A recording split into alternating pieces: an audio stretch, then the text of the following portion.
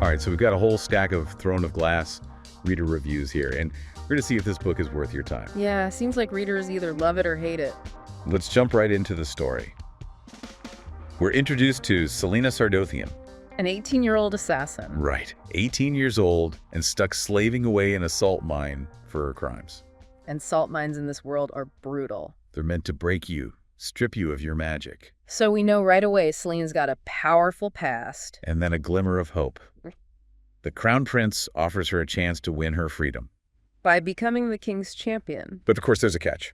A brutal competition with a whole cast of assassins all vying for the same role. Plus a ton of royal court intrigue swirling around them. What's interesting is that Celaena wants this. She's ruthless and cunning. A lot of readers were drawn to those qualities about her, that strength and wit. One review even called her a whirlwind of steel and sarcasm. I saw that one, I think. A lot of people either loved that about her or found it a bit much. Right. Some felt her transition from cold-blooded killer to compassionate heroine was too quick. Like it wasn't earned. Yeah, it's a tricky balance.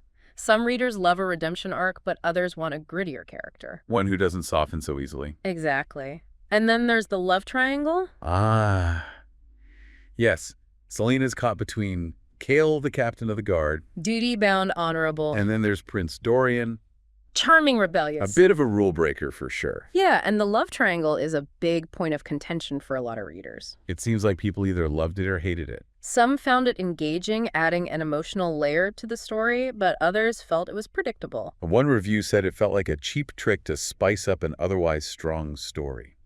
Ouch. And a lot of reviewers echoed that sentiment. They wanted more world building, more magic system detail. More political intrigue. Basically more depth. Okay, let's talk about that world building for a second. People seem to be pretty divided on it. Some loved the intricate details of the kingdom, the descriptions of the court, how magic is woven into everyday life. But some readers thought there was too much telling, not enough showing. A few even mentioned that the writing could get bogged down in overly descriptive passages. Especially during the competition scenes. Yeah, it definitely slowed down the pace for some readers. Speaking of the competition, that got some mixed reactions too. Some readers loved the high stakes, the rivalries, the constant danger. It kept them on the edge of their seats. But others found it repetitive and predictable. Like they'd seen it all before. Right. Especially in books and movies like The Hunger Games. Right, The Hunger Games is a good comparison. You know, there was one review that I thought was really interesting. It kind of sums up a lot of the criticisms I saw. Oh, yeah. What was that? This reader said, and I'm quoting here, "I wanted to love Celaena, but she felt like two different characters crammed into one. The ruthless assassin and the love-struck girl never quite gelled for me."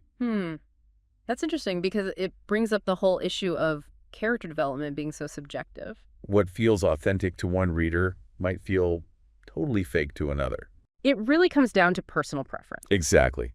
And that's important to keep in mind as we go through these reviews. There's no right or wrong answer when it comes to liking Throne of Glass. You have to figure out what you're looking for in a fantasy novel and see if this one fits the bill. Exactly. Do you want complex characters, fast-paced plots with a bit of romance? Or are you looking for something more unique? Those are the questions you need to ask yourself. And we're going to help you figure that out as we dig into more of these reviews. So let's dive in. Let's talk about the magic system in this book. Throne of Glass doesn't reveal everything about it right away. Right. We just get hints here and there about Celaena's connection to magic, but no specifics. A lot of readers liked that slow reveal.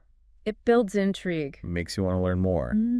But some readers found it frustrating. Yeah, some felt like the magic system was too vague, like they needed to understand the rules more. It's a tough balance to strike for authors in fantasy. How much do you reveal and how much do you keep hidden? Especially in a series. You want to keep readers guessing, but you don't want to overwhelm them with info. There was one reviewer who said that the magic felt more like a plot device than an integral part of the world.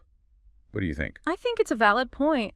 The magic is definitely used to move the plot forward in this first book. But it could change as the series goes on. Right. There are definitely hints of a deeper, more ancient magic tied to Celaena's past. Her true identity.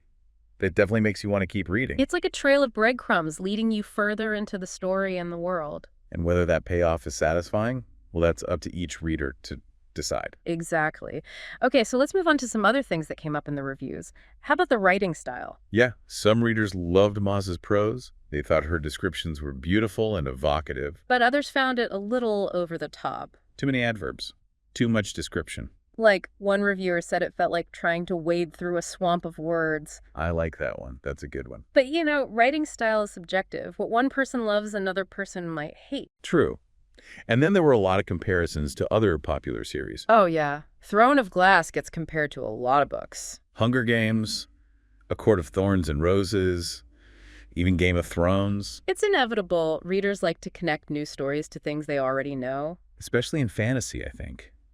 It helps them figure out if they'll like the book, But it's important to remember that every book is unique. even if it has similar themes or tropes, Throne of Glass definitely has elements that are inspired by other books. but it also brings its own thing to the table. The characters, the world, the plot details. Those are all Maas's own creations. So yeah, you can make comparisons, but don't let those comparisons overshadow your own experience with the book. It's like going to a new restaurant and ordering the same dish you always get at your favorite place. You might be disappointed.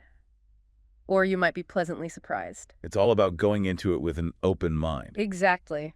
And that's what makes reading so much fun. You never know what you're going to find. So what do you think? Are you starting to get a sense of whether Throne of Glass is for you? Are you intrigued by a strong, morally complex heroine? Do you like slow burn magic systems? Lots of romance. Or are you looking for something totally different? These are the questions to keep in mind as we wrap up our look at the reviews. Okay, so, we talked about Throne of Glass, feeling kind of derivative. Like it borrows from other fantasy series? Yeah, and I saw that come up a lot in the reviews. It's true that it uses some pretty familiar tropes. The chosen one, the love triangle, the underdog rising to power. A hidden magical world. All pretty common in fantasy. But I think even if a story uses familiar elements, it can still be fresh. Right. It's all about how the author uses those elements. Exactly. It's like almost every story boils down to the same basic conflicts. The hero's journey, good versus evil. But it's the executions, the details that make a story unique. And I think Throne of Glass does a pretty good job of that. For sure. I think one thing that sets it apart is Celaena's inner struggle. Yeah, she's not just fighting bad guys, she's battling her own demons, too. Trying to figure out who she is and what she wants. That's something everyone can relate to. Definitely. And the world building is really interesting, too. Some readers felt it was a little underdeveloped. But it's still a pretty cool world. Yeah, it's visually stunning. Maas does a great job of describing the different settings. The courts, the assassins, dens the wilderness. And the magic system, even though we don't get all the details yet. It definitely has potential. There's a sense that it could be really powerful. Like, it could change everything. It keeps you hooked. So I think even though Throne of Glass isn't the most original fantasy novel out there, It's still a really fun read. it's got action, romance, intrigue. And a compelling main character. And that's what matters most, right?